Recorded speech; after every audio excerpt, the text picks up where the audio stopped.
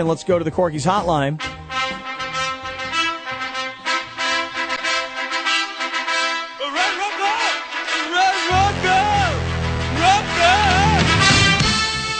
Rocky Long, Aztec head football coach, standing by. Good morning, Coach. Morning, guys. How are you? Coach, we are great. Yourself? I'm doing good.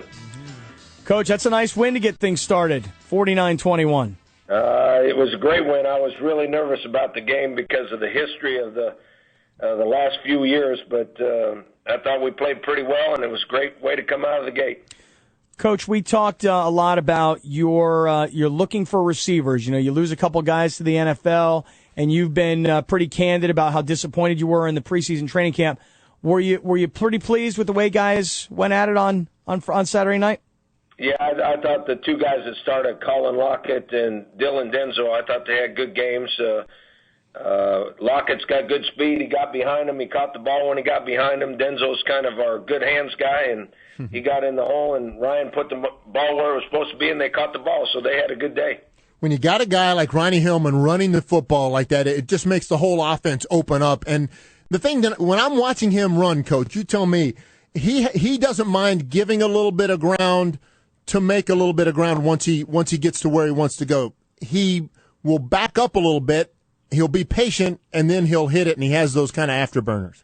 Yeah, I think you're exactly right. I don't think he hits it going downhill real fast because he wants to see where a gap or seam is, and he's got enough speed and quickness that he can jump sideways and still gain some yards. All right, we're talking to Coach Rocky Long on the Corky's hotline. Coach, so Ronnie Hillman has almost a 7-yard per carry average. Not bad. 189 yards. Yet another running back that had 82 yards. Lindley throws for over 200, no problem with that. And the receivers came through for you. 49-21 win. Even had a kickoff return for a touchdown later on in the game. And a good crowd. So a perfect way to kick off the season. Yeah, it was a great way. I thought the crowd was special. By standards over the last couple of years, I thought the student section was unbelievable. I was told there was over 8,000 students there, and they were in. They gave us the same cheer that they gave the basketball team. I hope it carries over like that for the rest of the year. Yeah, right on. So, Coach, I know, having gotten to know you now, that this game's long in the books and getting ready for what should be.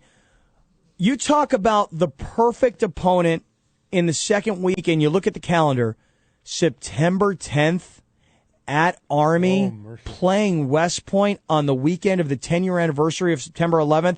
That's going to be an amazing week and a great experience for you guys. It's unbelievable. I think we feel honored. We feel privileged to be there on this weekend.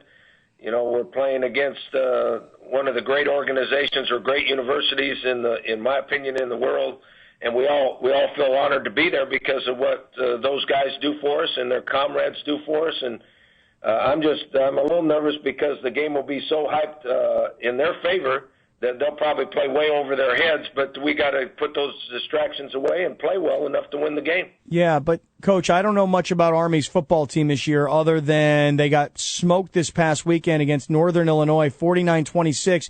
And had they not scored 20 points in the fourth quarter when the game was already over, this game could have been much, much worse. What can you give us in terms of scouting Army's football team? Army struggled on defense. Northern Illinois ran the ball really well. Now, Army struggled scoring on offense, but they had over 400 yards total offense. They rushed for over 300 yards.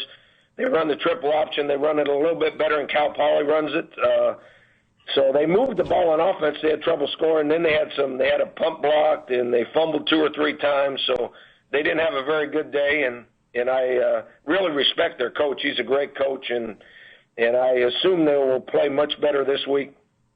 And Rocky, it seems to me like the test that you look for from your team going coast to coast and playing certainly in a hostile environment. I mean, that's what you want to see and how they react to that. I want to see how they react. I think we're still hungry, but the time change is going to be tough on us. We're leaving Thursday night. We don't get there till 4 o'clock in the morning their time. And then, as you say, I think we're honored to be there when all the festivities are going on, but sometimes that can distract you. I think it's a perfect test for us to see what we're going to be like when we play later on in the year. All right, so Thursday night you guys leave. You fly through the night. You get there early Friday morning.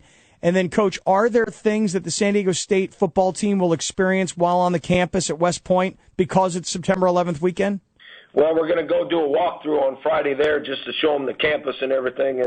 And I was there as a player, and I watched the game there one time, and it's a special experience. I mean, I still remember going there as a player. It was a very special experience, and we really want them to experience that. We want them to enjoy that. We want them to embrace that. But then we want to see how they're going to react on game day. Right, and then do you guys leave Saturday afternoon when the game is over and hustle back, or what? Yeah, we come back right after the game's over, and we get back at 8 o'clock or 9 o'clock Saturday night. And what time is the kickoff of the game on Saturday? It's at 12. 12 Eastern. So it's 9 a.m. Pacific or 9:30. Yeah, this game, even though San Diego State is the better football team, you would think on paper, this is a tough matchup just because of the travel and the kickoff time and everything else. And the emotion. I agree with you, but I mean, I wouldn't trade it for any other game right now because of the significance of it, and it'll be. Hopefully it'll be fun watching our team react the right way. Yeah. Hey, Coach, while we have you here for a quick second, just other college football, did you catch any of Boise State and what they did to Georgia? I mean, you talk about a great thing for the conference, bringing Boise State in and having them knock off an SEC team, a powerhouse SEC team, and kill them. Did you catch any of that? Well, you know, when you sit in the hotel all day long waiting for your game at 7 o'clock Pacific time, you get to watch all those games. And, yeah, Boise's really, really good. Did you happen to catch Baylor knocking off TCU? That was the most shocking one to me. Not that Baylor won, but that they could move the ball like that on a TCU defense. That was shocking.